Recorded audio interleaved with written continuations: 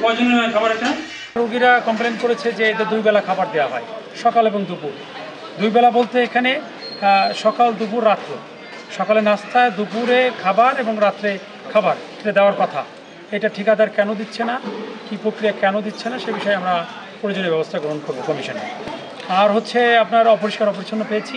101,37,00,000 টাকা একটা বরাদ্দ ছিল এটা স্বাস্থ্য প্রকৌশল অধিদপ্তর থেকে। এখানে কয়েকটা উন্নয়নমূলক কাজ করেছে বলে আমরা জেনেছি, সেগুলো পরিদর্শন করতে এসেছিলাম। প্রাথমিকভাবে কাজের পরিমাণ খুবই কম ছিল।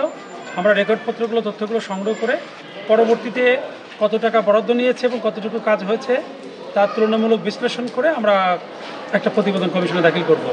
আর যেটি টেকনিক্যাল বিষয়, যে এখানে কতটুকু কাজ হয়েছে উন্নয়নমূলক, বিশেষ করে যে টয়লেটগুলো খুবই অপরিষ্কার অপরিচ্ছন্ন, তারা দাবি করেছে যে বেশ কিছু কাজ করেছে, কিন্তু আমাদের কাছে যতটুকু কাজ দেখেছি সেই অনুযায়ী আমাদের কাছে মনে হয়েছে যে বরাদ্দ যে পরিমাণ দেওয়া হয়েছে সেই অনুযায়ী কাজ হয়নি।